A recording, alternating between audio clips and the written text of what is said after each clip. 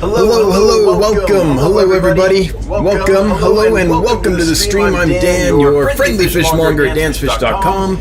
We do this every Wednesday at 7 p.m. Mountain Time. For those that don't know where the mountains are, that is 9 p.m. Eastern Standard Time. So good to have you here, everybody. Thanks for joining us. We're going to start as we do with our shipping report, and we have a giveaway tonight, which is pretty cool. I think it's for a pretty fancy Pleco. And we're talking little babies. These are nice big 4-inch adult Plecos. The Angelicus Plecos. We'll get into that in a minute. And then we have a whole bunch of really cool fish to talk about that is going to be released. They're going to be released this Friday for sale. This is from a new import, and they've gone through quarantine, and they're ready to get listed. So I'll go through those, show you the new stuff that's coming up, and then we'll get to questions and comments. So that's kind of the docket for the day.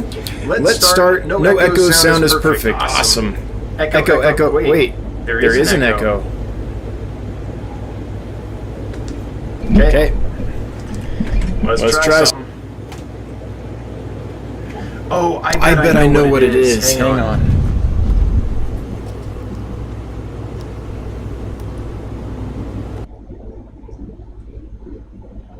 Okay, I'm hoping that fixed it. Did that fix it? Let me know. I'm just going to wait here for a second until someone can tell me if that fixed it. Let me know if that fixed it. Hopefully it did. Sorry, everybody. There's a setting. Before I live stream, I have to turn the camera setting from audio recording and turn that off, so there's no audio recording. Okay, cool. Thank you, everybody. So what happens is there's two things that sometimes happen that I'm aware of, probably more. One is sometimes my audio cable, if it's touching another cable, there'll be some interference. So I'd like to thank Michael Melier for bringing that to my attention. Ever since I've started routing the audio cable a different way so it doesn't touch any other cables, that problem has gone away. So this might be interesting for anyone else that live streams or makes videos and stuff, for you to know if you have this mysterious issue and you can't figure it out. Check your audio cable, make sure it's not touching any other cables, because the coating on them, the insulation on them can be pretty poor, and you can get some interference. The second thing, for anyone that's having the same trouble, is on my camera, I have to turn audio recording off while I live stream. Otherwise, I get this weird double thing going on, and I just forgot to click that setting today. I'm sorry, folks, but hey, we still got 90 people here, so we didn't chase everybody away. Okay, so let's get back to what we were talking about. Looks like that's all fixed. Okay. Yeah, flashbacks. Well, we haven't had a technical problem in a little while. Oh, we did have one a couple months ago, but before that, we haven't had a problem in a long time, so we're starting to figure it out, slowly but surely. Anyway, we're going to get into all the really cool fish that came in, and then we'll get to your questions and comments. So let's start tonight with the shipping report, and I don't know exactly what the shipping report is, which sounds funny, but the reason is I got an email earlier today from someone that said one of their fish died, or two of their fish died. And that they were out of town and would let me know more when they got home. But I searched the email that it was sent from, and there's no record in my order history of anyone from that email ordering from me. So I don't know if they bought fish from someone else on Get Gills and accidentally messaged me instead of the person they were trying to message. It could be that, or it could be that someone lost a couple fish and are using a different email, and so I just don't know. So there might be a problem, there might not. I'm not really sure. So that's where that stands right now. If there is a problem, that's a bummer, because it's been a long time since there's been any losses at all. But statistically, it'll be an anomaly. So we're still, if we just crunch the numbers over a 12-month period or whatever, we're still doing really well. So I'm not sure if I have anything to report or not.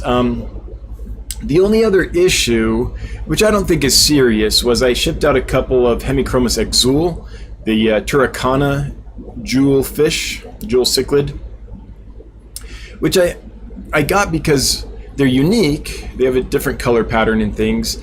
They don't get too big, and they're supposed to be the most peaceful of the jewel cichlids. Now, they're still kind of rambunctious from what I've observed. I did have them with some rainbow fish, not full grown, just small rainbow fish, about 2 inches or so. And the rainbow fish tails got a little frayed, so I did have to remove the rainbow fish. But supposedly, from what the literature says, they're the most peaceful of the jewel cichlid species. Anyway, I shipped 3 of those out, and the customer got them and let me know that one of them has rubbed lips, which is pretty common, honestly, with those fish because they're so active in the bag. They just rub against the bag a lot, and so they're constantly rubbing with their face against the bag, and over time they can get a little sore on the mouth, but that usually goes away really quickly. And that one of them has a scrape on its side, which is mysterious to me because I'm not sure how a fish would do that in the bag. I don't know if it happened in the bag or if when it was released in the aquarium. Sometimes fish, when they're first released into an aquarium, they just dart really fast, and sometimes they can hit a rock or something and give themselves a scratch. So I'm not sure the details, but they seem like 2 superficial issues that'll probably heal up pretty quickly. So, but I do want to mention any issues we have. So 2 possible. And I don't know if they did order from me. I don't know if they ordered this week or if there was something that were shipped out months ago. I'm going to have to get back with them and try to find out, okay, who are you? Which order was this? Because I don't have any way to track it with how they sent me the information. So 2 possible deaths. I don't know from when, and I don't know if they're actually from fish I sent yet. And then 2 cichlids that are just, I would imagine, going to be all healed up in a couple days. So that's where we're at.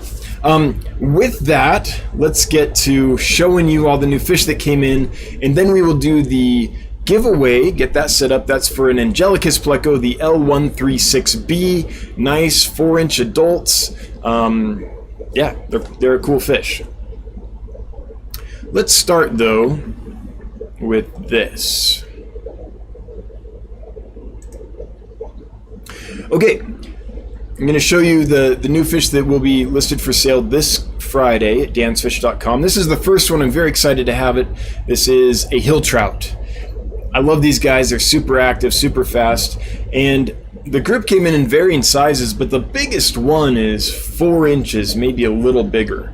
The smallest one, I'm going to say maybe 3 inches, somewhere around there. So they came in good size. They're perfect, no problems, and there were no issues. They've eaten from the beginning. They've been rock solid healthy. No signs of anything wrong at all. So I think they'll do great for you. Then I know I said I wouldn't do it, but I couldn't resist. This is my favorite platy. It was available from a good supplier that I know, and so I did bring them in. Often I don't because my water's soft and they prefer hard water, but with a little extra TLC, I know how to take care of them, and I have. The batch is doing perfect. It's ready to go.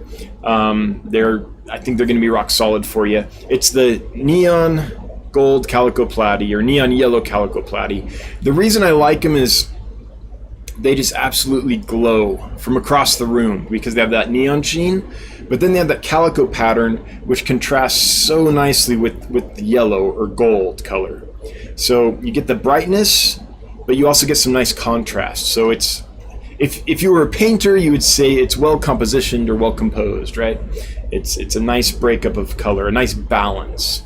So I did bring more of them in, and they are doing fantastic. I hadn't planned on it, but I couldn't resist, and I'm glad I did because it's a solid batch, and they take a little extra TLC when I first bring them in since my water is soft, but once I get them through the first few days and they've settled in, they tend to be pretty good. Glow Light Danios, I think we all know and love this fish. This is the Chopre Danio. Just really bright, really happy fish. So got more of them in. More Siamese algae eaters. These are the true Siamese algae eaters, not the Chinese algae eater. So these are going to remain peaceful their entire lives and remain good algae eaters their entire lives. They're fairly small, although in the week and a half, 2 weeks since I've had them, they've bulked up a lot. They've had like algae wafers in front of them 24/7. So I would say that now they're around an inch in size and kind of fat and happy. When I got them in, they were tiny, but yeah, small algae eaters. I think for a fish, probably the best algae eater you can get because they eat such a variety. And even though as adults they get about 4 inches, here's an adult right here, just hanging out on the bottom. This fish right here is a 4-inch fish, and they're the same size. Just took off. So they do get about 4 inches, but their mouths are tiny, so they don't become big aggressive predators like Chinese algae eaters can. And or I don't know if they're predators, Chinese algae eaters, but they sure do harass other fish. And they eat little crevice algae really well. They don't eat surface algae as much, although they eat some of it. But any algae that's in the crevices and in between the leaves of plants or stuck in rock crevices and things, they have the mouth to really get in there and clean it out. So that's why I like them. I got 3 different kinds of rice fish in, all Medaka, 3 different strains of Medaka. The first is the lamé, and what the lamé is, I know in English it's lame, but lamé comes from the French term for couture fashion. It's that sparkly cloth that like Liberace would have worn, right? So lamé have all these little sparkles on them. It looks like glitter. Here's another, you can see the sparkle. See the sparkles up the back and on the side? That's what a lamé rice fish is. Now, most of the ones that I have in are an orange lamé, and I would say they're about this orange. It's more a peach or a flesh tone. It is not like this. I just want you to know that up front. This is that's a glowing orange fish. That's not what these look like. They look, I mean, this is a very accurate picture. This kind of peach toned or flesh toned orange, but with nice gold sparkles on them. Okay. We also got my personal favorite, which is the Miyuki White. Now, if you look, the difference is, whereas the lamé has all the sparkles, the Miyuki White has a solid, bright, glowing line down the back. So it's this bright neon reflective, it's like a neon tetra or a cardinal tetra's blue stripe, that kind of glow, but with white. And it's solid, it doesn't have the breakup of the golden, or the glitter that the lamés have. And then this is what they look like from the side. It does come far enough down the sides that you still see it from the side. So that's my personal favorite, the Miyuki Whites. They're doing fantastic. And there's another one that I'll show you a little later on. Some Geophagus Braziliensis. I like earth eaters. I like Geophagus a lot. I have a couple species. This species in the Altocino, the gold dust Geophagus. I think I might have some wine milleri coming in. I might have some spheni coming in later. But the reason I like Geophagus and other earth eaters is they tend to be a lot more peaceful than other cichlids. So you get the nice, bold, sparkly colors in the larger fish, 5, 8 inches, maybe 12, depending on the species, inches. But they don't get ginormous, and they're very peaceful. So you can get the cichlid look if you like a nice centerpiece fish, or you want a group for a centerpiece, which is how a lot of people stock their tanks. But you don't have to deal with all the aggression. I mean, there's some aggression, there's still cichlids, but it's very mild compared to a lot of South American and Central, a lot of cichlids in period, let's put it that way. So got some Geophagus in for that reason.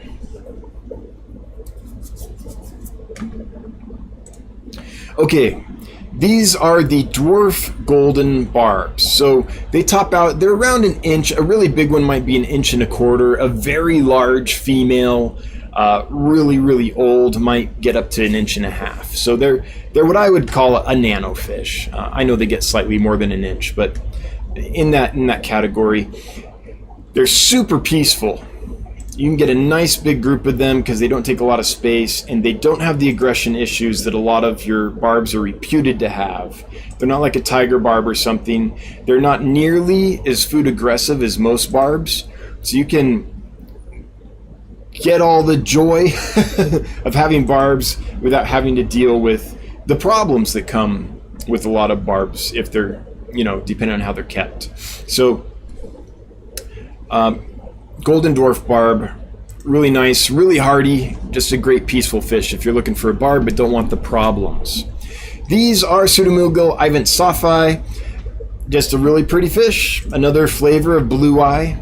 And once they're big and mature, they do look every bit this good. I mean, they really are a stunning fish. Not very common. That's a decent representation there too. Just a little different lighting. Not very common at all. Oh, I do have some of these too, if anyone wants some. I like the Ivantsophi a lot. So a lot of us are familiar with the Gertrudes, the neon reds, which is the luminatus, and the furcatus. And this is, same size range as those, another blue eye, just a different color pattern. I got some blue Carry tetras in. They're very little. They're under an inch right now, and they're a nice fish. I'd say they look very similar to this at the moment. And I have two kinds. I have the super blue variant, which has a ton of blue on them. They're very pretty. And then I have the normal Carry tetra. Oh, that looks like a super blue. Hang on. This, something like this, or this. Yeah, that's a nice picture of a normal blue Carry tetra that is not this super blue morph where the whole body gets a ton of blue on it, as opposed to this where they have some blue and they have the dark stripe. This is more the wild form. So I have both types of those. The super blues are bigger. They're around an inch or so in size, and then the normal blue Carries that I have are smaller at, I don't know, they're not in front of me. What's that? Is that between 3/4 of an inch and 1/2 an inch, somewhere in that size range? They're pretty small. Sometimes you order fish of one size and you get fish of another, but you're still happy because you got the fish. Sometimes you get something completely different, and it's like, what am I going to do with this? I have some Amapa redbacks. They're famous for, they come from the Amapa location, and they're famous for this bright red top that they get as mature adults. Here's another picture. Something like that. The ones I have are, I'm looking at them right now, they're in this tank. Maybe 2 inches, maybe 1.5 inches body size. The smaller ones, maybe 1.25 inches. The biggest one, maybe around 2 inches, just body size. And they're not showing the red yet. They look a lot like this right now, like a nice silver angelfish, but they're not showing any of the red. That'll come with time. Have some Apistogramma Agaziai, the double red. Now, the ones I have are about 3/4 of an inch. With the tail, maybe they're, about 3/4 of an inch to an inch. So they're too small to sex. The good news is it's a rock solid batch. There have been no problems. I think they'll do very well for you. Sometimes you get a pistos in, and depending on how the batch comes in, oops, what did I just do? Hang on, I gotta get off so that I can figure out what I just did. Okay. Apparently I don't know how to use the Google machine. Anyway, they're really healthy, but they're very small. So I just want you to be aware of that. So they don't show all their colors yet. I'm seeing a little bit of red on a few of them. Let's see here. Juvenile. Let's see if I can find a picture that actually looks, yeah. So maybe somewhere in this range is what we're looking at right now. You can see a little bit of red starting, but they pretty much look like a brown fish with a line on them. because they're small. They're juveniles at this time. But they'll color up really nicely. Can't sex them though. Not yet. Pandagara, everyone's favorite Gara. Nice group of them. Okay, so for those that have been following me for a while, you know that this is my favorite fish of all time. This is a killifish. It's called Fundulopanchax gardneri. There is no common name, or I would use it. I'm not trying to be confusing by using the scientific name, but it's just the only name that really is accurate for this fish. There is no common name that is like recognized throughout the land, if you will. So I ordered a bunch of these in, was it a month ago now? I ordered 100 of them. I ended up with only 2 or 3 males in the whole batch. So I'm sitting on a ton of females. Nothing wrong with females, but I can't sell a bunch of females because, for those that don't know this fish, the female, here's a good example. The female is brown. I mean, this picture shows a little bit of red dots on them, but in person you can hardly see those. They're brown, whereas the males have this nice blue body color with these bright red dots and nice yellow fin margins. So you can sell a male, but no one wants to fill their tank up with just little brown fish, right? Oh, this is great. This is even a better shot. So see the difference? Here's a brown female, and then here's the male. Something like, oh wait. Like this, brown female in the colorful male. So I brought in a new batch of these in the hopes that I would get some more males, and I did. I ended up with maybe 7 or 9 males this time, in a batch of about 30. And so I'm going to release them for sale again. There'll be breeding groups, 1 male to 4 or 5 females, just because I'm trying to find a way to move the females, so I have to bundle them in with the males or no one will buy them. But for those that like killifish and want to breed and raise them, that's great. Having 4 or 5 females to a single male is optimal for breeding. So I know there's some folks out there that will be excited about that. All right, CPDs, Celestial Pearl Danios or Galaxy Rasboras, have some of these that are about ready to go. Here's the other rice fish. This is a strain I have not had in before, the Yuki, or Yukii, how do you say that? Yeah, that. Yukii. So they look like an orange, or, I mean, let's not get too excited. They don't look like this. They look more like a peach color, so they look something like these peach colored ones. Maybe with time they'll turn into this, but a lot of times when you say orange, people are picturing like a bright orange fish like this, when in reality they're more like peach or flesh toned. And the difference is, I believe, I don't know that much about this strain yet, but I believe that it's a clean body, so you're not looking at the lame sparkly glitter over it. It's a nice clean body if you like a clean palate, so to speak. And then the last one, these were bred and raised by our very own Maria Z. So these are hobbyist bred fish. This is Melanotania rubrostriata from Raua Biru. And this is a very neat article that you should all look up if you're interested in this fish. Just Google Melanotania rubrostriata Raua Biru. And you can find this article. This is by Hans George Evers, and it covers his expedition to go collect this fish when he first went and collected it in 2006. So it's a fairly new fish, and it's a great article. You can Google it and find it. If you Google that with Hans George Evers, this will pop up, and it's interesting. He found that fish in a black water stagnant swamp, basically. They were on a mission to find Erythrina werneri, the threadfin blue eye or threadfin rainbow, and they went there. They found it along with the rubrostriata.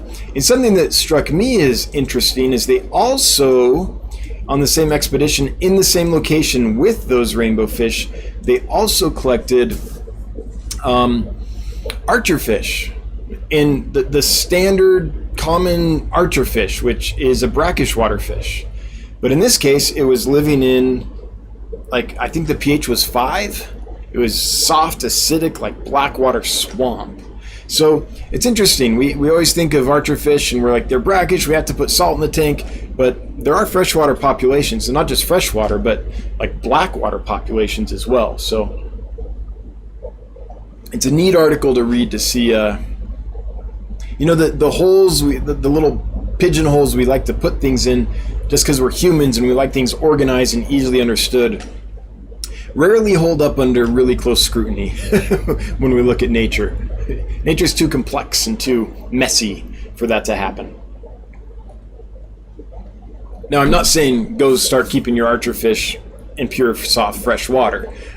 It's probably going to be a lot easier on them to be in hard, salty water. That's generally easier on fish, especially when they're freshly imported. But it's interesting to see the diversification of habitat that they have claimed. Anyway, let's get to the giveaway. The giveaway is for, let's see here, L136b Pleco. Some Angelicus Plecos. Here's my picture of them. A nice dark-bodied, white-spotted Pleco. Here's several other different pictures, so you can take a look. Now, some are the wrong fish entirely. Some have some filters on them and things, but it gives you an idea. It's basically this dark fish with white spots on it. It's a Hypensister species, so they like meaty foods. Give them some veggies and stuff too, but they need some meat in the diet. They are at about 4 inches right now, which is about full grown for them. They don't get much bigger. And I'll send you one if you win the giveaway. So if you would like to win an Angelicus Pleco, just enter hashtag Pleco in the chat and you'll be entered to win. We'll get to that later on. We'll draw that winner later on. You do have to be present to win. So when I draw, you'll have to respond that you're here at that moment, and we'll give you instructions at that time on how to claim your winnings. And that's the only requirement. Just enter hashtag Pleco in the chat and be here when the winner is drawn. And that's it. I'll send it to you free of charge, free shipping, free everything. I've had these for a little while. They're in great shape. And I do have one. I do want to say this. I do try to find homes for fish that I can't necessarily sell. I do have one of them that has a split tail. So it arrived like that. I don't know if it happened in its early childhood or during shipping or what, but it's got the tail, and in the middle of it has a split in it all the way to the peduncle. It's healthy, there's no issues, but that section of the tail will never grow back. So I'm not necessarily going to send you that one. I can send you a different one if you want. But if you don't mind what I call gimp fish, I have a soft spot in my heart for gimp fish, just gimpy fish. But if you would like that one, then I am looking for a home for it, and I could send you that one if that's not a problem. Now, if you don't want that one, you want a perfect tail and all that, I get it. That's not a problem. I'm not doing this giveaway just to try to get a home for a gimpy fish. But if we can kill 2 birds with 1 stone, I can do the giveaway and find a home for it, that would be awesome. So no pressure, and we'll settle that over email. I'll just ask, do you want the one with the gimpy tail? And you can say yes or no, and that's it. There's no pressure. I get it. Not everyone wants gimpy fish. I like them, but not everyone does. Okay, with that, we're going to start answering some questions and comments. There are 184 people here, so if you wouldn't mind taking a moment to share this out, hit the subscription bell, the notification bell, subscribe, all that stuff, that'd be greatly appreciated. And sharing it out so we get more people in here would be great. Starting questions and comments, but first a shout out to my mods. I appreciate you guys. Thanks for what you do every week, being here, making this run smoothly. I think I speak for everyone in the Fish Fam community when I say just thank you for all you do, both on my channel here on this live stream and everywhere else. I see you guys being very active throughout the community, so thanks for helping make this a safe and pleasant and as drama-free community as possible. Of course, we have our moments, but we're pretty good when it comes, as far as communities go. I think this is a pretty good one. So thanks for helping it be that way. And then one note here, the Keros Aquatics and Exotics. Ooh, settling on the perfect name there, Bob. I see what you're doing. That is important is if you have a question or comment for me, it says please highlight questions and comments for Dan with the @DansFish.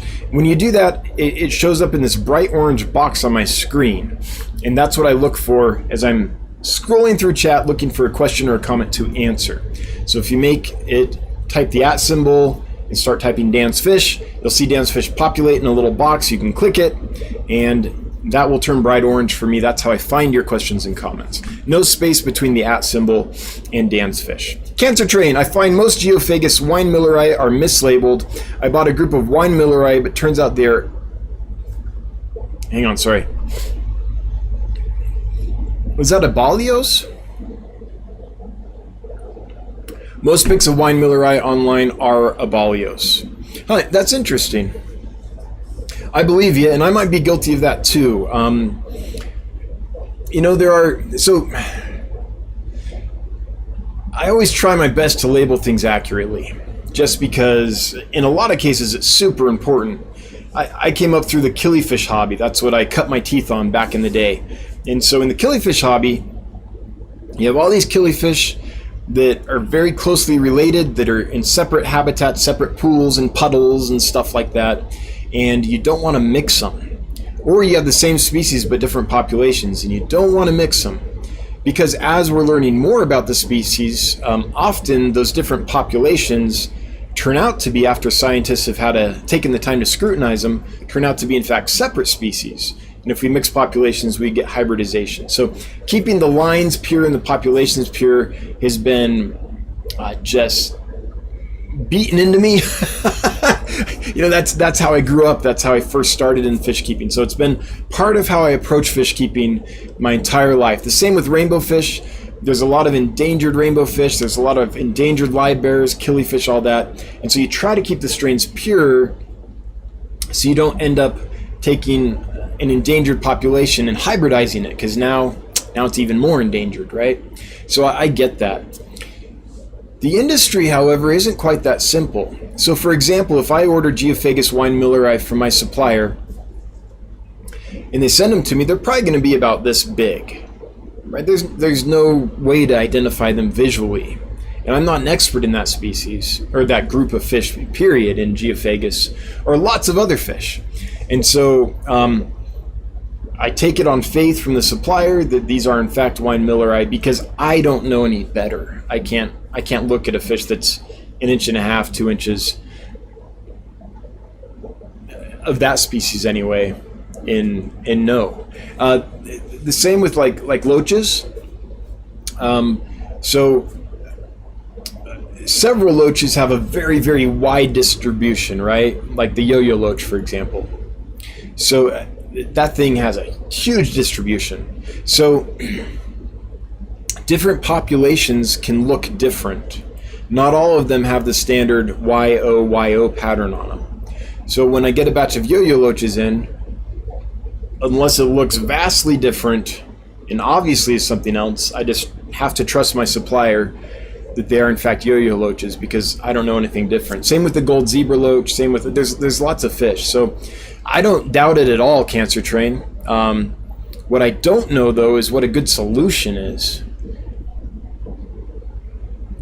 because no one's such an expert in all the kinds of fish that they will know when they get a small one if it is in fact the correct species or not. So Abalios, let's look that up.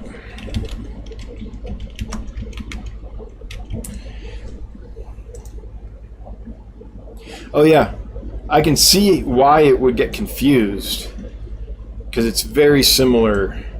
Oh, I should share this. Sorry. Bad at streaming sometimes. I mean, it's similar. It's got the stripes and everything.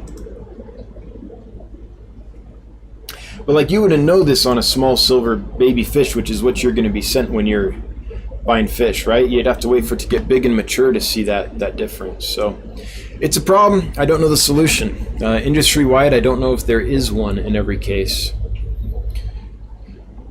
Orange cones. I need more headstanders. I have 9 boys and 2 girls. Girls need a break. I bet they do. They need their...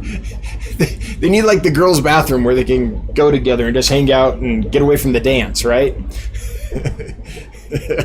Orange cones. I'll take any extra females. Oh man, I'd like to give you some, but I don't have any right now. I order certain fish quite a bit, and often they don't come. One is hatchet fish, because I'm always trying to find true surface-dwelling fish, because that's a level of the aquarium that is often hard to find fish for. And I like headstanders, but they're hard to find. Cancer Drain, on your side it says Milius, I can't say that, but the blackberry silver dollar only gets 4.5 inches. Their max size is closer to 15. Well, not according to the information I read. Let's look here together. I mean, there are silver dollars that get really big, but here's why I said that. 12 centimeters, 4.5 inches. So according to Seriously Fish, they only get about 4.5 inches. And that is, the blackberry silver dollar is a morph of this one, which is the black bar silver dollar. They've just been bred so that black bar is now much more extensive. And the ones I have this a ton of orange on the anal fin. So I guess there's some variation in color on them. But this is what I went with, 4.5 inches or 12 centimeters. So that's why I listed that. Now this is my first time having that species, so I've never seen a full-grown adult. Maybe you have and it was huge, in which case you would be right. But from the literature I read, this isn't the only source, this is just one that's easy to find real quick. It said they get around 4.5 inches, so that's what I listed them as. The Fishy Mailman, to quote Jurassic Park, life finds a way. That's right. Right after it eats you while you're sitting on the toilet. One of the best scenes in any movie ever. The outhouse ain't gonna save you from a T-Rex.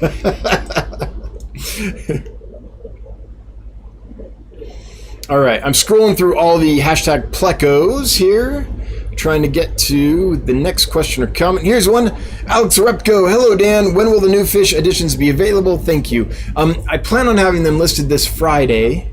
So yeah, all the new fish should be listed at dancfish.com on Friday. I'll do it as early in the day as possible, but I have a lot of work to do to get them all listed. And Jonathan's out of town this week, so I've got a lot on my plate, but I'll get them done as early as I can. It might be the afternoon or evening, but I'll try for the morning. Toad Tamer, I have a spotted hoplo cat that has little white dots on the eyes and nothing else. I remember you mentioned your Synodontis nigrita had something similar. Do you ever find out what that was? So for mine, it wasn't little dots. It was just, if I remember right, hang on, it's been a little while. Let me think back to that import. I don't think it was dots. I think it was just like an opaqueness. It could have been ammonia burn. Or something like that. I have seen fish in the past, though, that have little dots on the eyes. It almost looks like a little ick spot. I've never known what that is. That wasn't the case with the Synodontis nigrita that I had this batch. That was more like looked like a thin cataract. And I'm happy to say it's pretty much healed up, so. Or it's at least better. It's better. Now, the Synodontis ocellifer that I have, some of them still have a little bit of it. It's getting better, though. So what I think that was probably some ammonia burn that they experienced during transit. And with time and fresh water and care, it's just gradually healing up. The little individual dots, though, don't know what that is. I have seen it on some fish. Very rarely, only a few times, but I have seen it before. Sharon Miller, will you ever get hillstream loaches? Soelia is the one you want. Yes, I will, but that's probably a fish I'm going to wait until the warehouse for, just because the warehouse is going to have such a high turnover of water volume. It'll help keep their water how they like it. I have had them in the past. I do like them. I had a breeding colony in the past of different hillstream loaches. The gastromyzons are the ones I had. I forget, Meyer's Eye maybe? I can't remember exactly. With the red dorsal fin, the red edging on the dorsal fin. I really like all the hillstream loaches, but it's, in my current setup, I just don't think it's ideal for them, so I'm waiting for the warehouse. But then, yes, I plan to get several kinds in, because I have access to several kinds. And not just like so there's different kinds of hillstream loaches, right? There's the total flat pancakes, and then there's the ones that look kind of like lizards. So you have that full gambit, different body types and fin structures, and there's lots of different ones. So I plan on getting several kinds.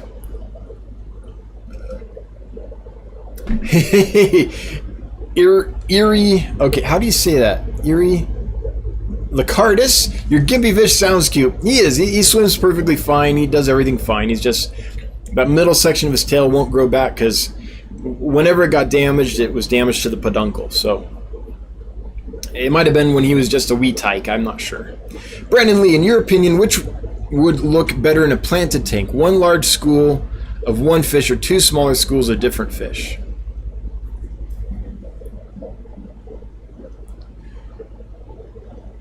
It really depends. Like, I think different colors can really complement each other nicely. So something like a green colored fish, like a small green rasbora, with an orange colored fish, like an orange lemon tetra. I think the green and the orange would look really nice together because those are complementary colors.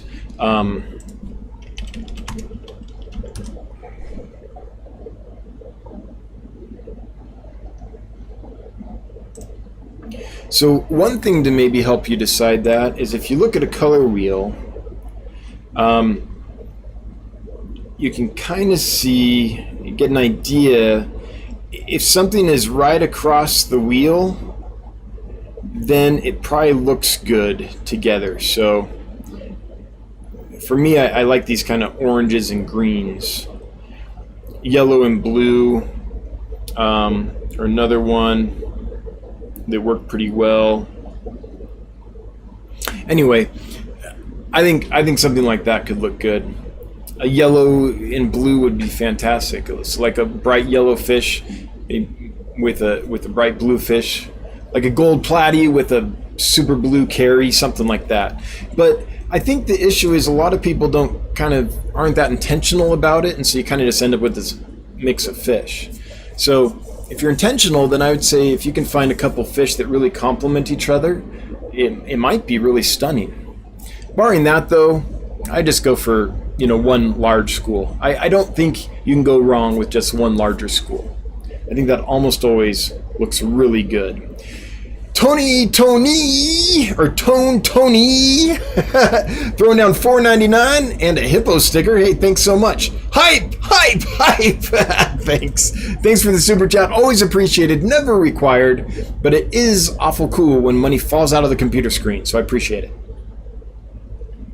Orange cones. I finally figured out how to put an orange cone next to my name. Yes, I see it. Just saying thanks again for the advice and shipping during temperature swings. Everything made it alive and well. Awesome, Stephen. I'm glad to hear it. Yeah, so let me address that question here, actually. So Stephen had an issue that I think we frequently encounter, which is where Stephen's at, it was really hot. And Stephen was shipping up north to somewhere where the night temperatures were down in the 40s. So the concern was, I can't put a heat pack in because it's too hot where I live. What's the best option? And so in those cases, what I think the best option is really good insulation and a lot of water.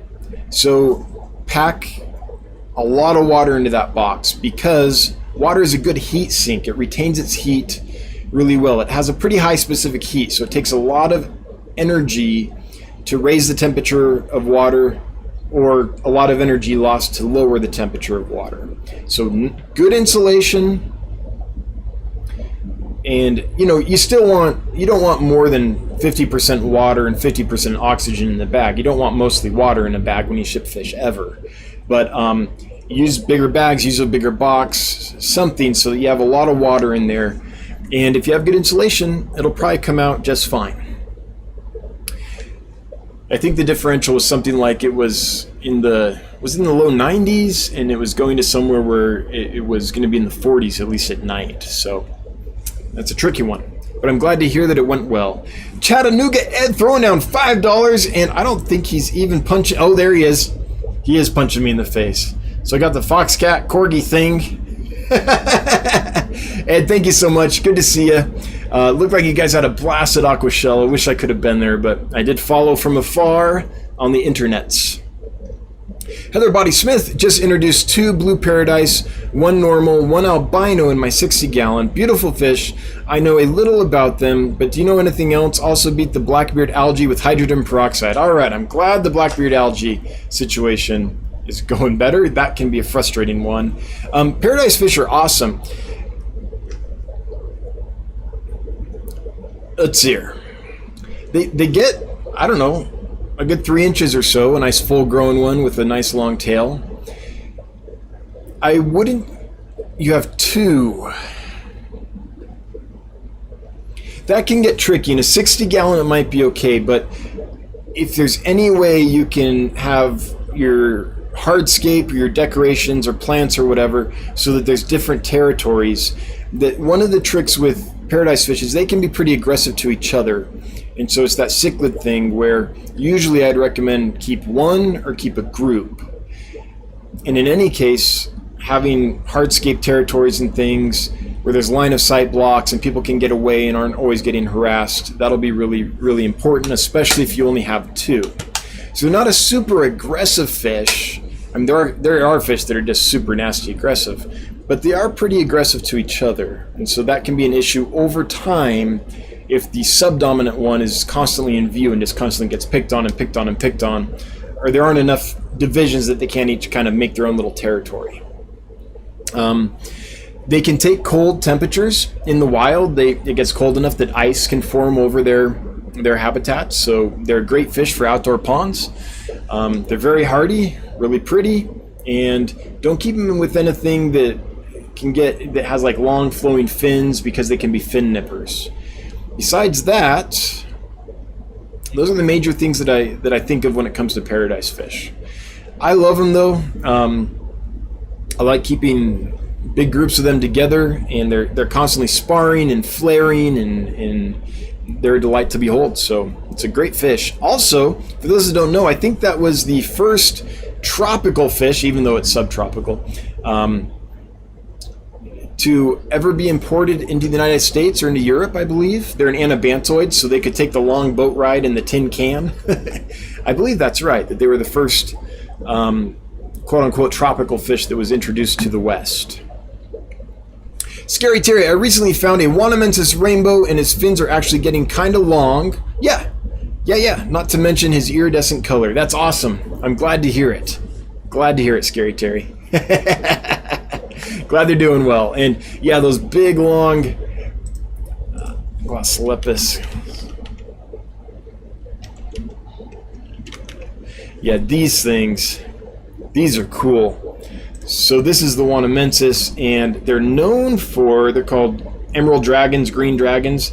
They're known for these long filaments that they get on the anal fin and the dorsal fin. I guess that's the dragon part. Wait, that was a good picture. There was another one. Anyway, really cool fish. I'm glad they're doing well for you and that they're getting some extensions. That's nice. Degenerate Fish Keeper, aren't we all? I love that name.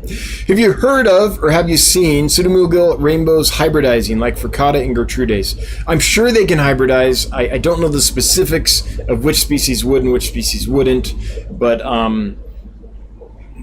yeah, I wouldn't be surprised at all if Fricata and Gertrudes would hybridize. I'm sure that Fricata and Ivanstaffi or Connier would definitely hybridize.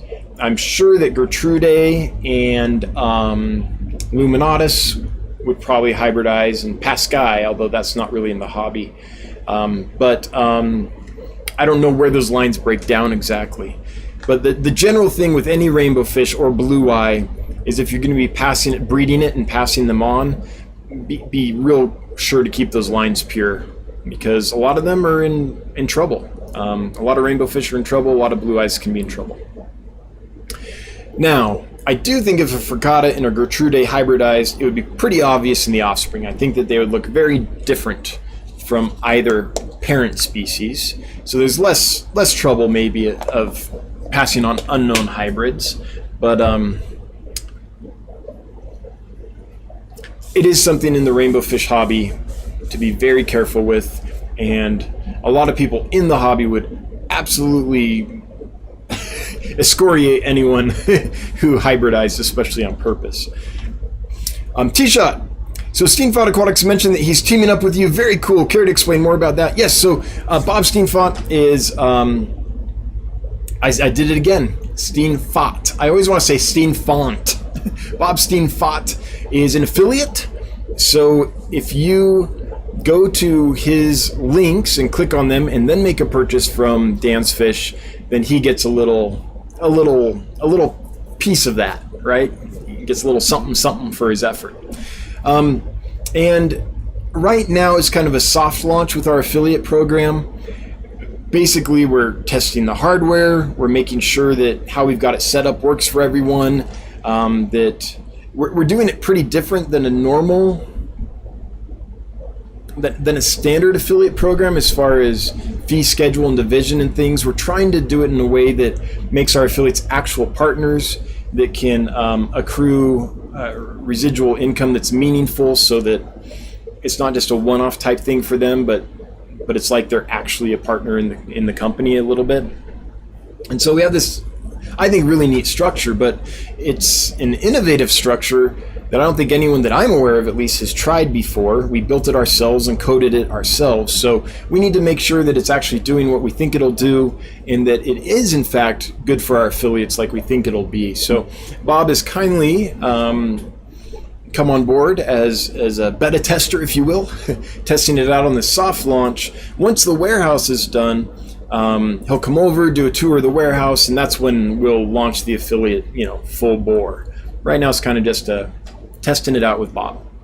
And there's a couple other folks that we'll be testing with as well. We don't plan to do a whole lot with affiliates until the warehouse is actually up and running. We're just trying to get ready for that.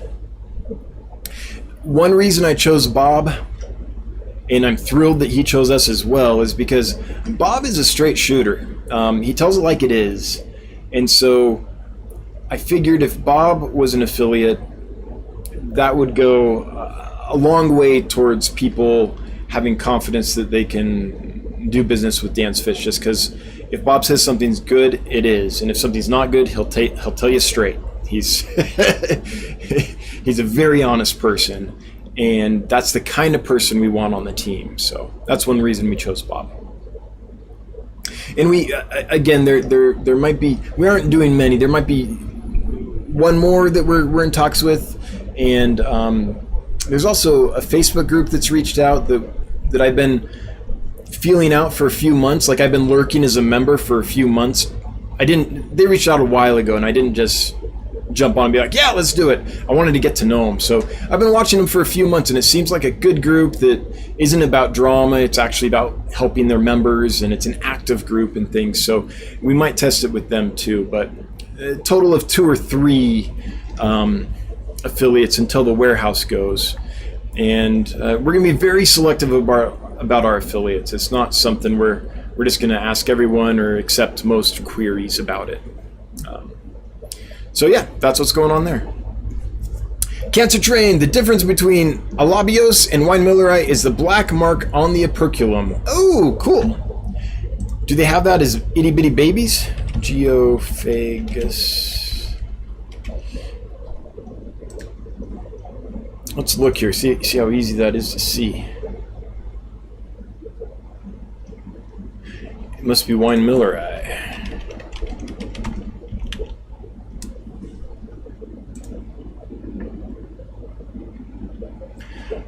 So, are you talking about like this black line here?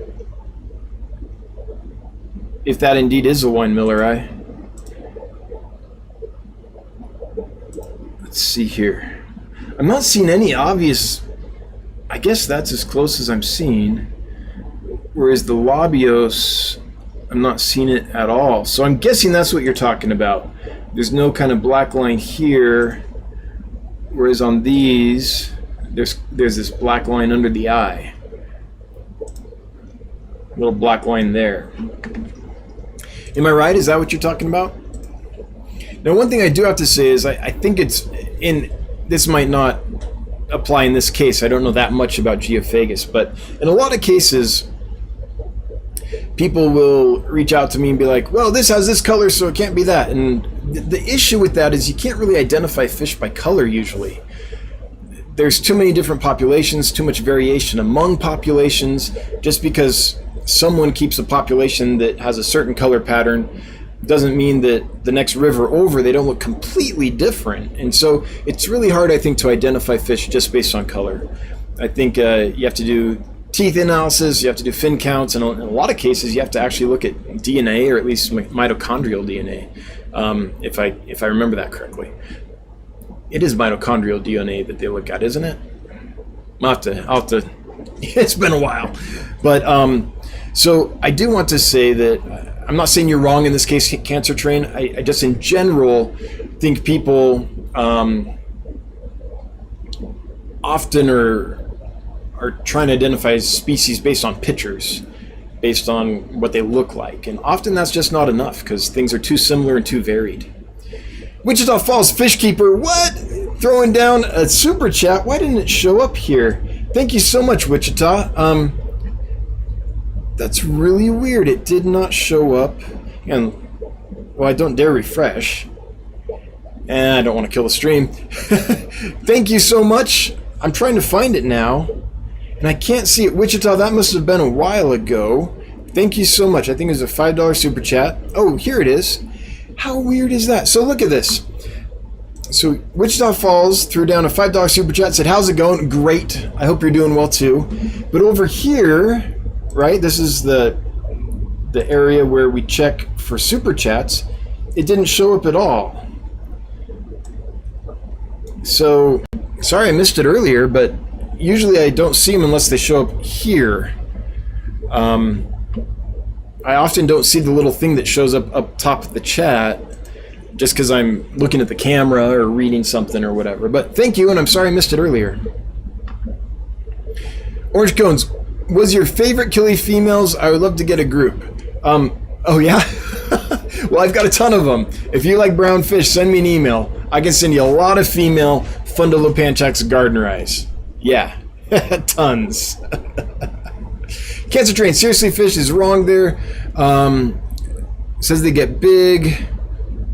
My tennis are the smaller silver dollars. Ohio Fish Rescue did a video with a 15-incher. All right, we'll look into it more. But like, I generally go with seriously fish. But I'll look into that more. All right, Toad Tamer, I've been reading conflicting info about how many 4-inch rainbows can go into a 75-gallon, as low as 6 and as high as 25. Heavily planted, 30 to 50% water change weekly. How many would you do? Totally up to you, honestly. You look at some rainbow fish tanks, and there's a lot of rainbows in there. It depends on filtration, it depends on feeding habits, it depends on lots of things. A 75-gallon, 4-inch rainbows. Hang on, I'm thinking here.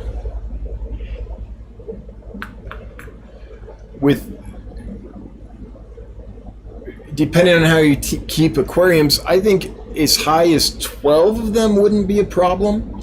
And I'm looking at my 75-gallon tank over here, and I'm just trying to visualize. Yeah, I don't think a dozen of them would be a problem. Start from there and see how you feel.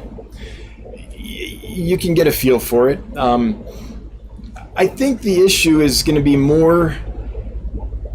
So me, I like negative spacing in an aquarium. I don't like an aquarium that's so full of fish that there is no zone without fish. I like an aquarium where fish can be on one side and then swim over to the other side, and there can be some negative space, right?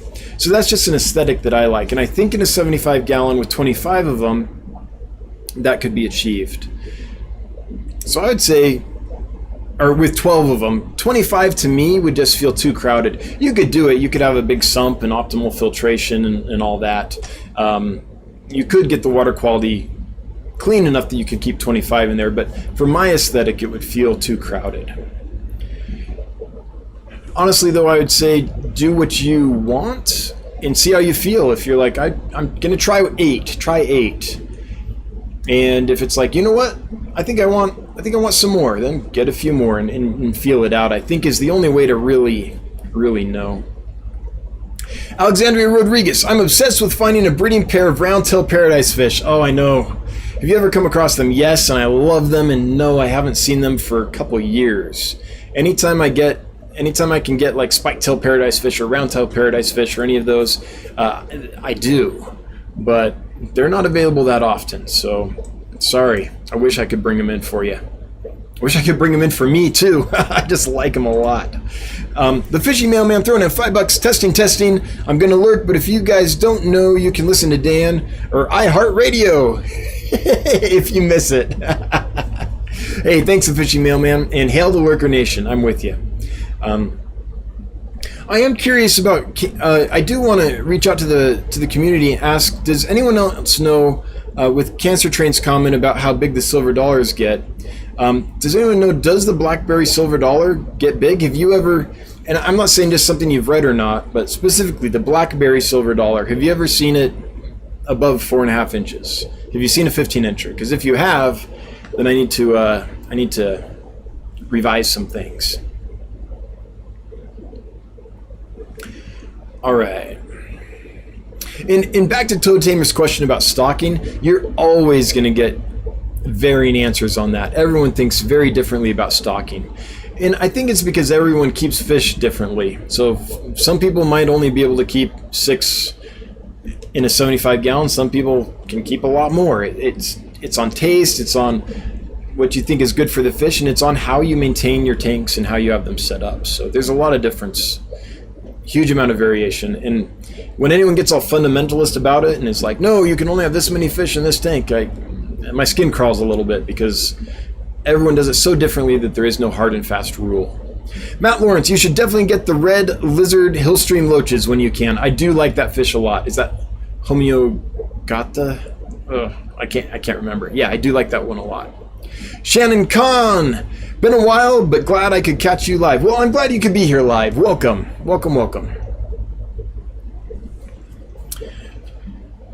Lacordus. Not Lacardus. Erie Lacordus. Thank you. Hills back to my D&D days. All right. Forgive me when I forget, but I'll try to remember. Lacordus.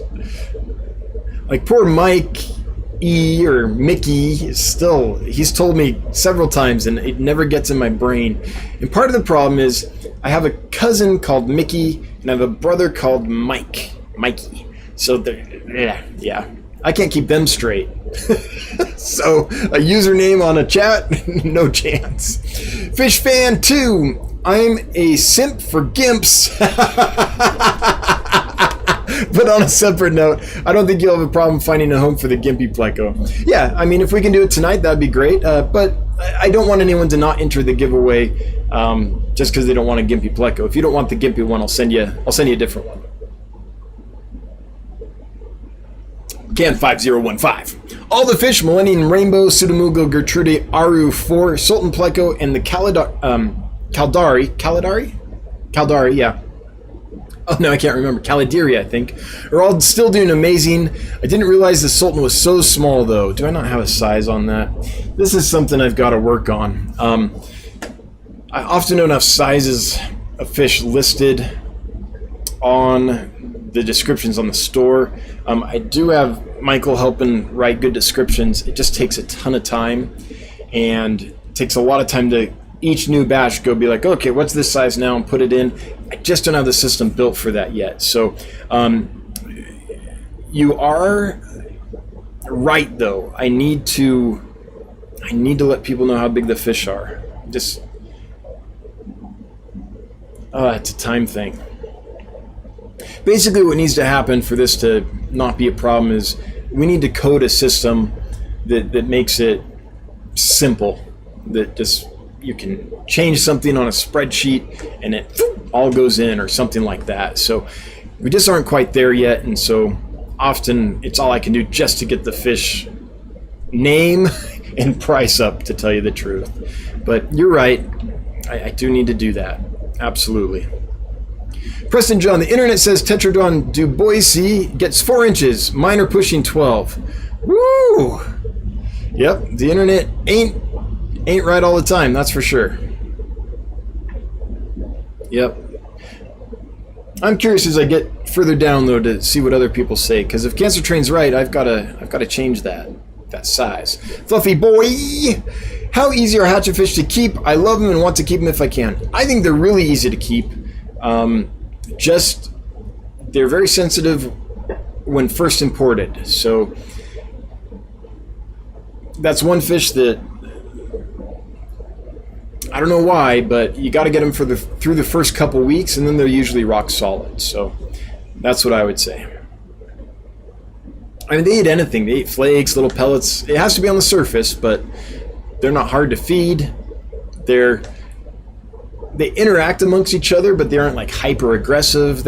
I think they're great. Just also keep a lid on, because they will not just jump, they'll like legit fly.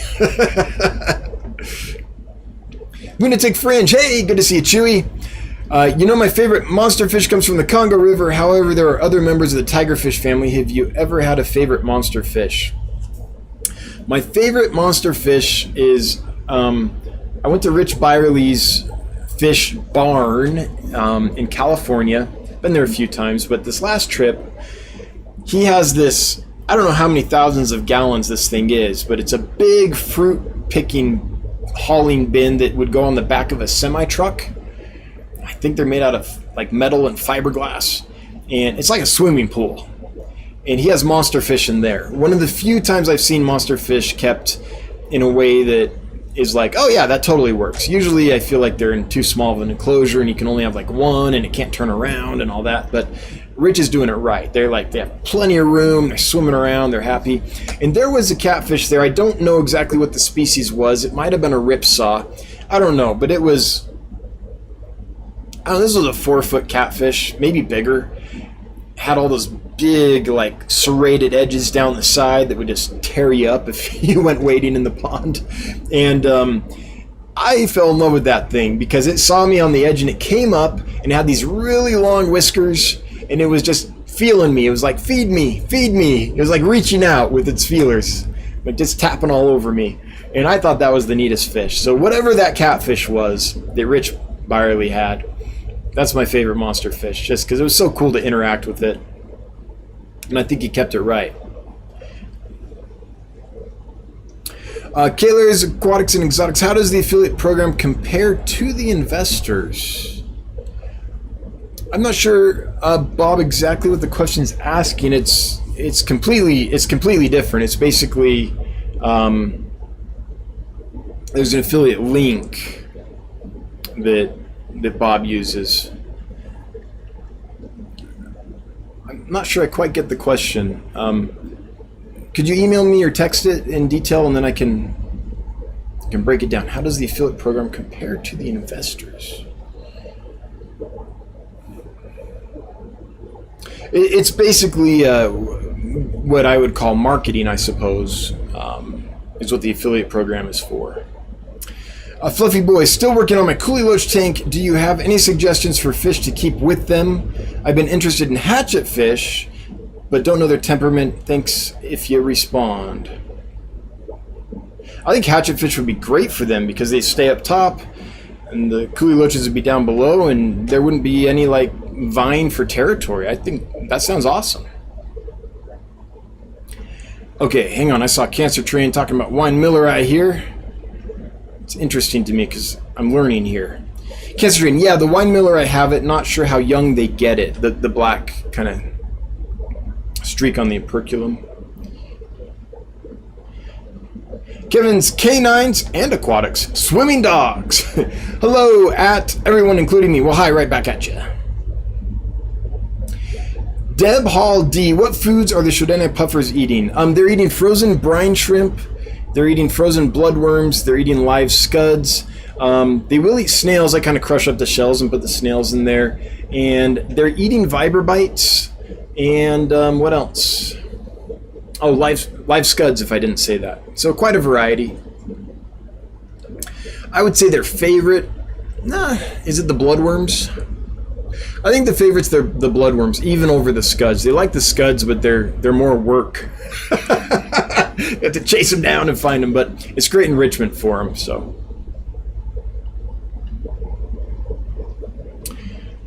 let's see how we doing. 8:10. Jacob Knowles. Oh, hey, look at this. Dan's Fish Room has skyrocketed to my favorite channel with his build series. That's awesome. Thanks, Jacob. I'm glad it's working out for you. Yeah, glad you like it.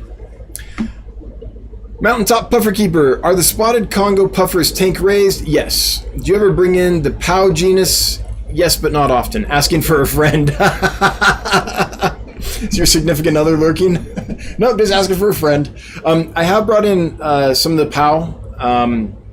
But I don't generally, because they kind of have to be kept individually. They're more of an ambush predator, and it takes a lot of tanks if you bring in like a shipment of fish that all need more or less their own tank. It takes a lot of tank space, so I generally don't do it.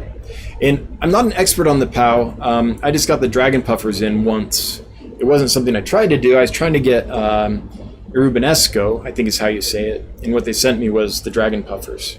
I like them though. I kept one. I still have one as a pet. It's a dragon puffer. I named it Mouth, and I really like them, but probably not something I'll be bringing in much just because of their tank space requirements.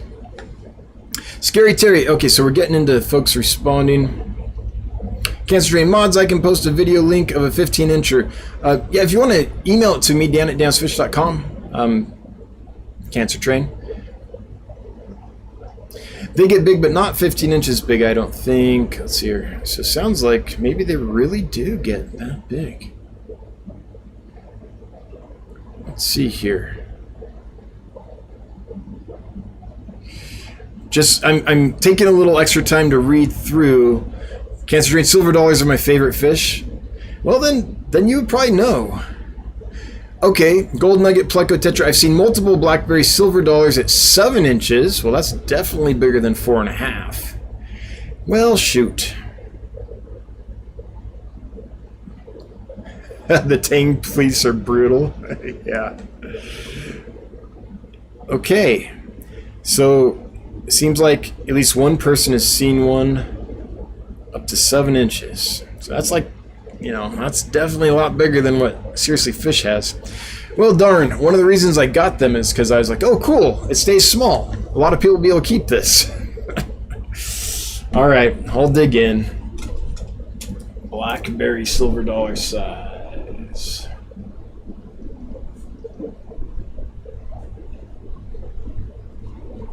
Cancer Train, would you email me that link at dan@dansfish.com, and I'll see if I can show it, because I can post the link at least.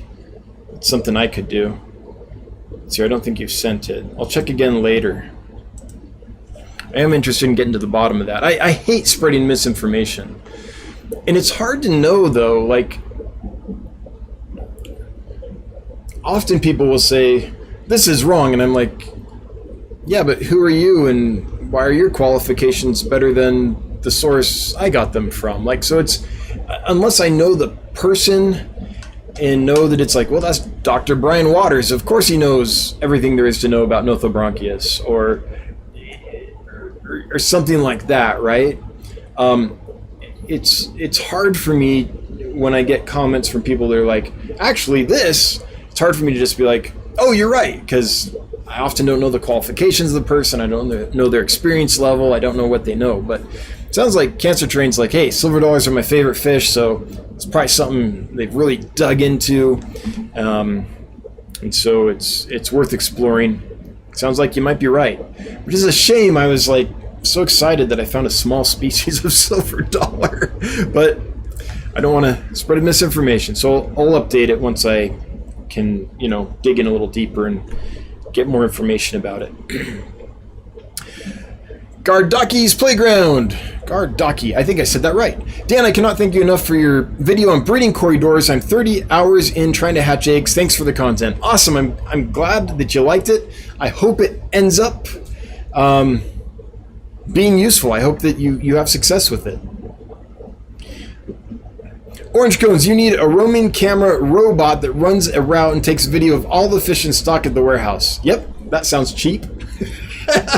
If you want to donate one, Orange Cones, you want to donate one to the cause, we'll do that. We'll out Amazon, have little robots packing everything. Hang on, I saw something from Rocking Fish, but then chat jumped. I want to get that. Rocking Fish says the black bar silver dollar, seen videos of them at 15 inches at Ohio Fish Rescue. Rodrigo at Predatory Fin sells and sells them so they get big. Okay, dang it, sounds like I was wrong. Well, Seriously Fish is usually a pretty good source, but sounds like in this case they were wrong. Shoot! Danikin Aquatics, hello! Sorry late, just got off work. Hey, welcome Danny and Kenny! Glad you guys are here. Kiss Aquatics, you said you wanted the affiliates to be like partners. I've done affiliate partnering to other channels, but it's only a per sale premium.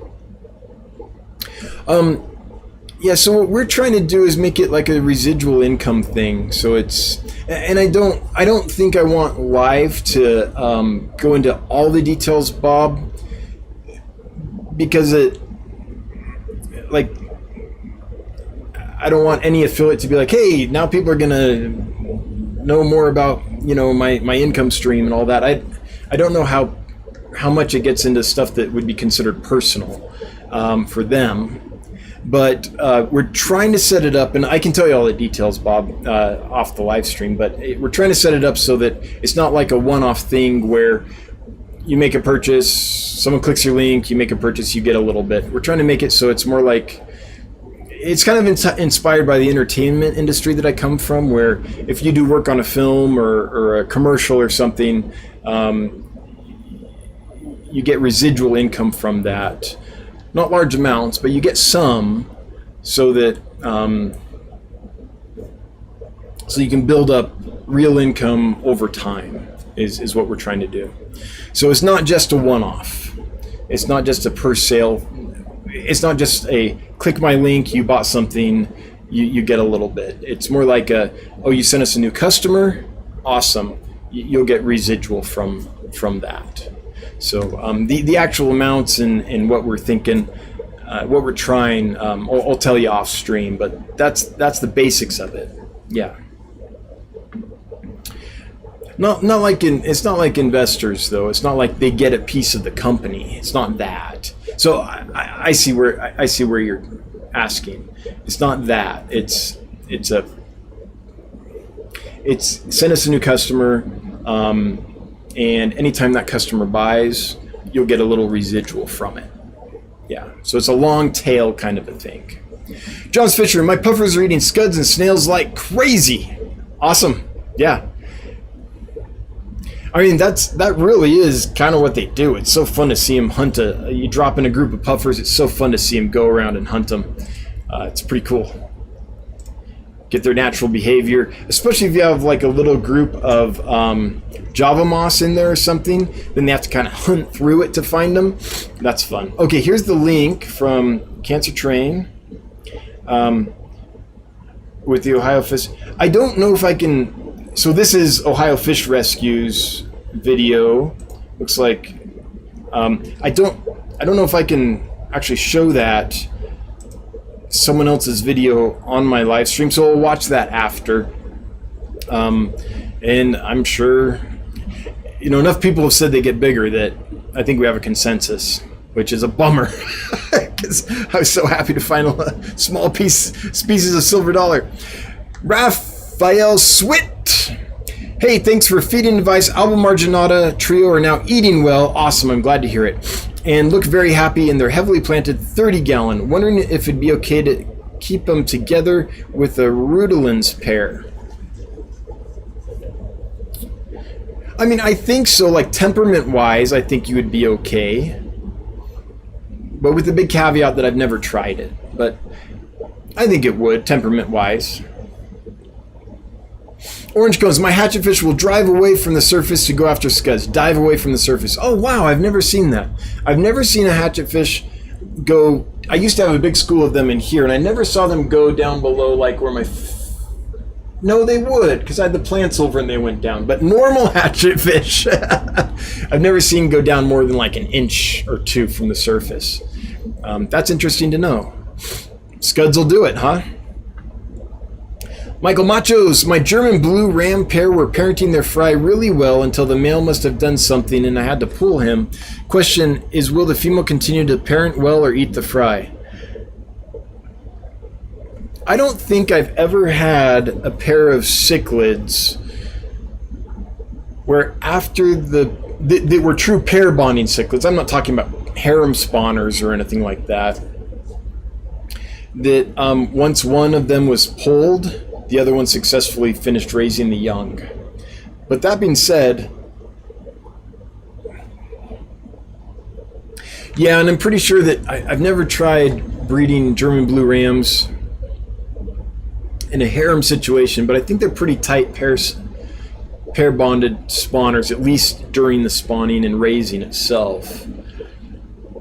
So I'm not sure. I haven't had success with that. It doesn't mean it can't happen or hasn't happened. It just hasn't been my experience.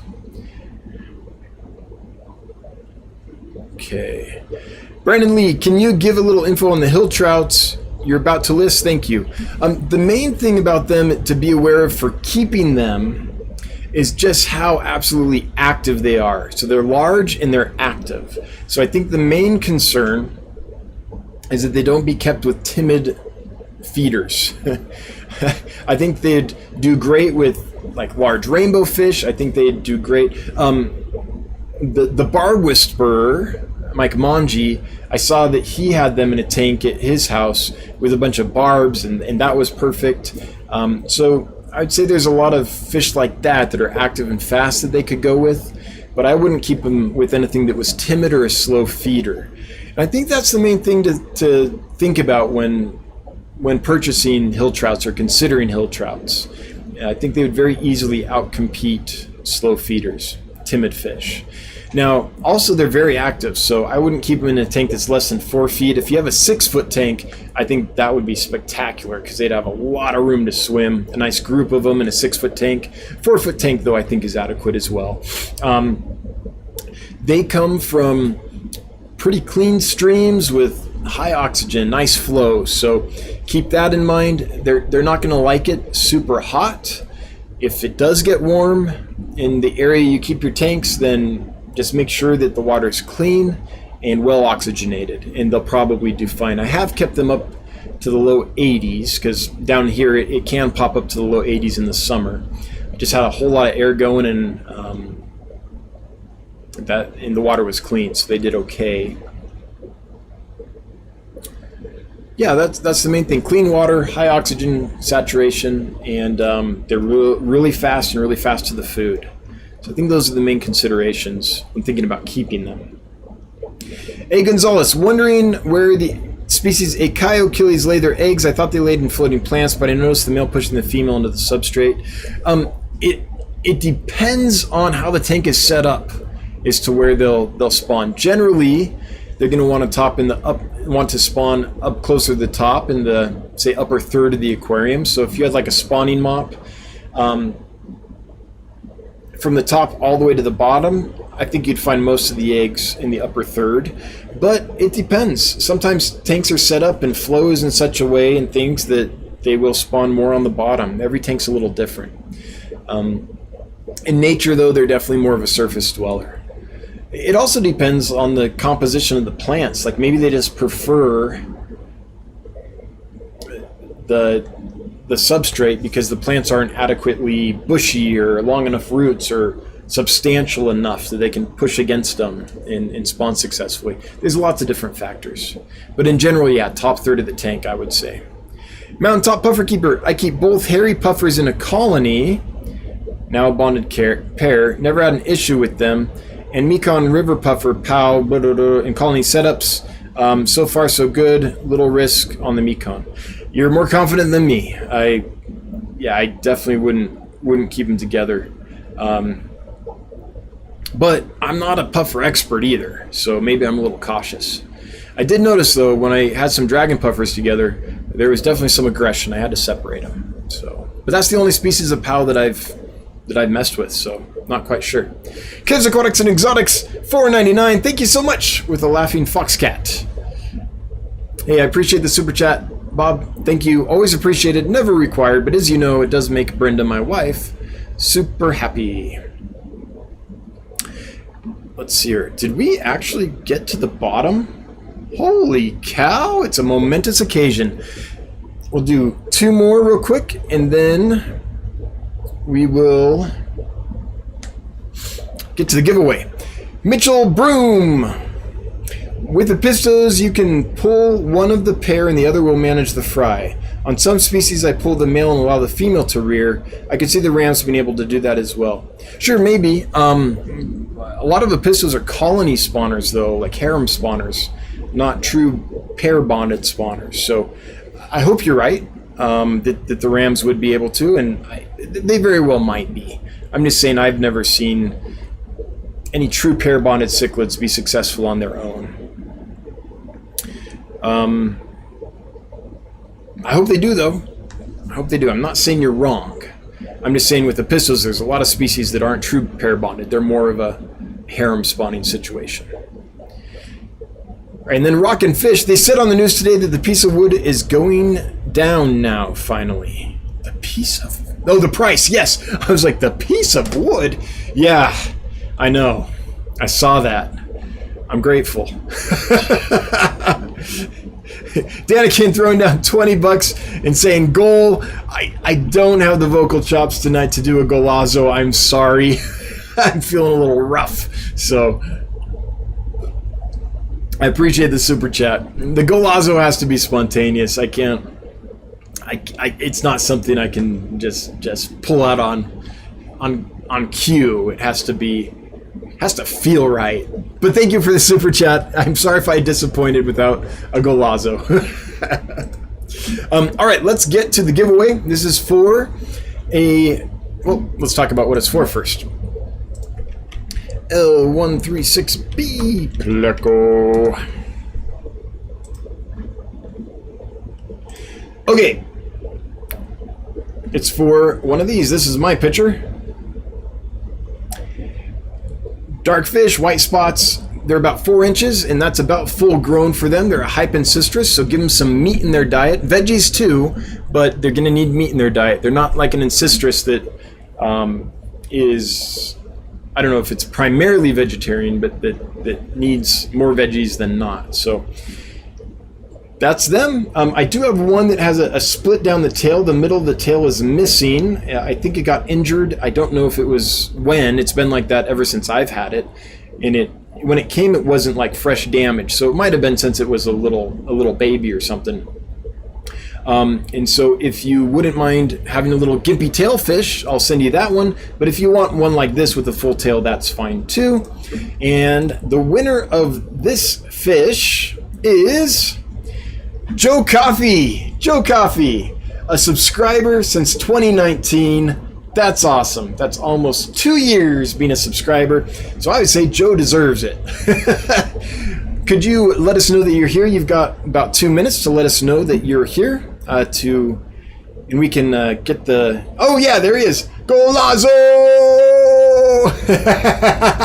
All right, Joe. You know my email, Dan@DansFish. If you'd send me an email and just first and last name and your shipping address, then I'll send that fish out to you. And we'll talk on email if you want the gimpy-tailed fish or not. Either way is just fine. No pressure to take the gimpy one. Just an option if you're the kind of person that likes gimpy fish. With that, it's 8:29.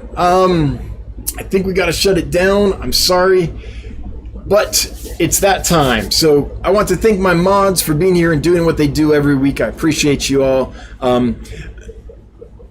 Bob, if my answer about affiliate partnership, I didn't want to get into the actual amounts and stuff because I feel like that gets a little that might be too personal for affiliates. They might want that to be kind of something that they know and the whole world doesn't. But if you reach out to me, Bob, I can give you more information about that. And everyone that threw money at us tonight, thanks for the super chats, everyone. Always appreciated, never required, but it does make the wife super happy. I want to thank everyone that left a question or comment. Sorry for those that I couldn't get to, but thanks for doing it anyway. It's what keeps this lively and entertaining and fun for me, having a discussion with y'all. Thanks to Cancer Train for bringing to my attention that I'm wrong about the size of the blackberry silver dollar. I saw lots of sources that said they get 4.5 inches, so I was like, yes! It seems like I was wrong. Several people have told me tonight that they get quite a bit bigger than that, so I'm sorry that I spread misinformation. I never try to, but usually Seriously Fish is pretty accurate, and that's my go-to for most things. So yeah. Now I've got to let people know, I hope you have a massive tank, because these get big, which is a bummer. I thought I'd found the perfect silver dollar. Almost. Anyway, hail the Lurker Nation. Everyone that can't be here live and is watching on the replay, hi to you. And we'll be back next Wednesday, same bat time, same bat channel. Until then, I hope everyone does well. Have a good one. Bye-bye. Good night.